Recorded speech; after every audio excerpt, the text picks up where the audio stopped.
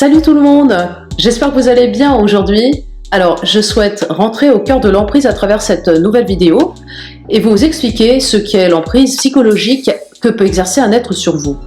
Alors, déjà, pour commencer, avez-vous vu donc le film de Bai Wen qui s'intitule Mon Roi, qui est sorti en 2015.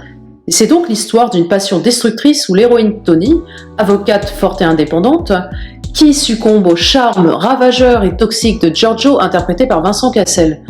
Donc, sous son emprise, l'avocate Tony va s'oublier et se faire écraser peu à peu par la personnalité de son conjoint. Je vous invite à regarder cet extrait tout de suite.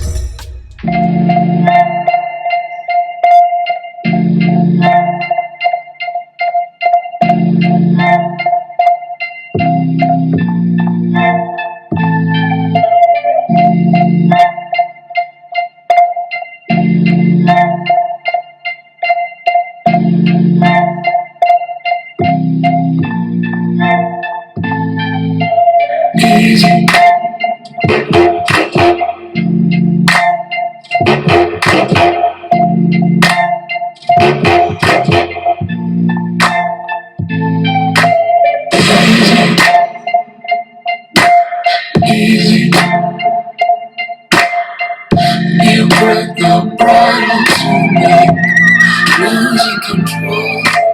Easy, easy.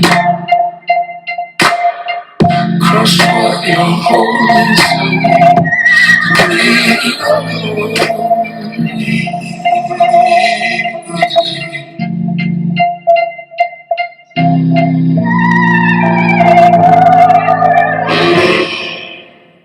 Qu'est-ce qui s'est passé?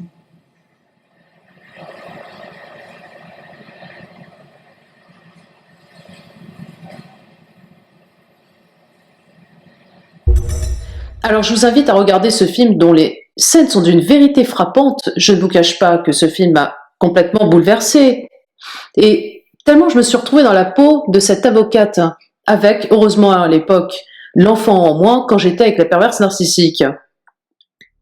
Et je me demandais souvent, mais qui était réellement cette femme que j'avais tant aimée? Dans la relation d'emprise, on peut faire référence aux sectes, aux gourous, aux charlatans, aux thérapeutes déviants, ou encore aux pervers narcissiques, aux faux souvenirs induits. Autant de matières au sein desquelles l'emprise mentale reste excessivement difficile à comprendre et plus encore à prouver.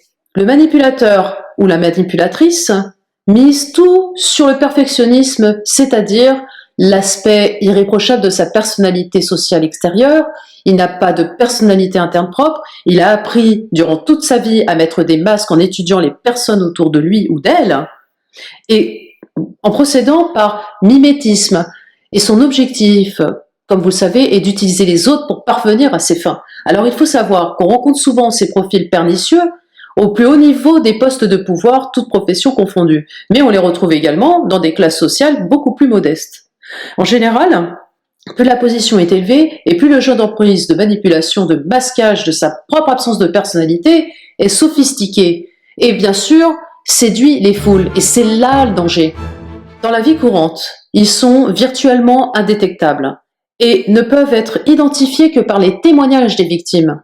L'emprise est à l'œuvre dans chaque type de relation, qu'elle soit professionnelle, amicale, familiale, amoureuse. Et l'attachement peut receler un besoin parfois inconscient de dominer l'autre ou de s'y soumettre. Parfois, nous rejouons sans le savoir des scénarios de notre passé, dans certaines circonstances, avec certaines personnes. Nous pouvons aussi avoir une fausse idée de nous-mêmes, ou de nos capacités, de nos ressources, de nos forces, ce qui nous pousse à rester dans les chemins que d'autres balisent à votre place. Dépendre de la vie des uns, des autres, pour se construire ou contrôler son environnement peut sembler absolument confortable. Mais renoncer à son libre arbitre, son propre point de vue, engendre de grandes souffrances. Au sein d'une emprise, le manipulateur va par exemple vous persuader d'accepter une invitation pour un week-end d'escalade, alors que vous détestez la sensation de vide. Et d'ailleurs, vous avez le vertige. Le manipulateur peut aussi vous faire rater une superbe soirée entre amis. Mais parce que tout simplement, il n'a pas envie d'y assister. Les maîtres de la manipulation savent tirer les bonnes ficelles pour arriver à leur fin. L'emprise est un rapport de force et de pouvoir. Le manipulateur influence sa victime pour que celle-ci pense ou agisse comme lui l'a décidé. Ses réactions sont franchement détestables et il en rajoute des couches avec des ruses sournoises qui contribuent à intimider, à rabaisser ou contrôler son interlocuteur. Je vais vous donner donc des exemples, des cas concrets que j'ai moi-même connus. Par exemple, claquer les portes, raccrocher au nez, partir en trompe sans donner d'explication, refuser de parler, bouder, grimper au rideau pour un oui ou pour un non, et multiplier les sarcasmes.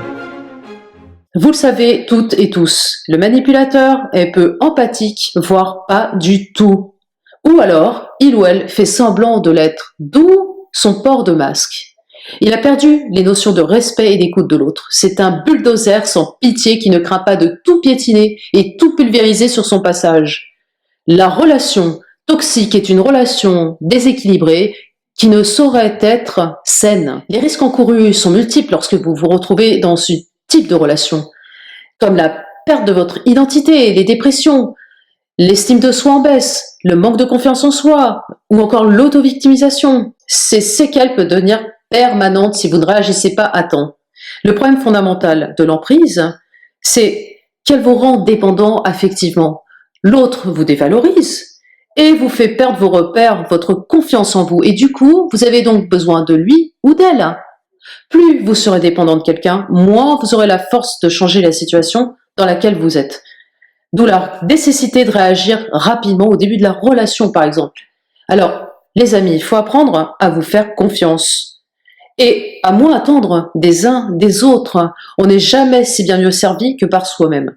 Prenez le temps nécessaire, s'il le faut, d'emprunter cette voie, de sortir de cette emprise pour enfin embrasser ce qu'est la joie, la vie et la liberté. Je vous laisse méditer sur cette citation de François Sagan que j'aime beaucoup. Alors, j'ai trop le désir qu'on respecte ma liberté pour ne pas respecter celle des autres. J'espère que cette vidéo vous aura plu. Je vous embrasse très fort. N'hésitez pas à la liker et à très vite les amis. Ciao!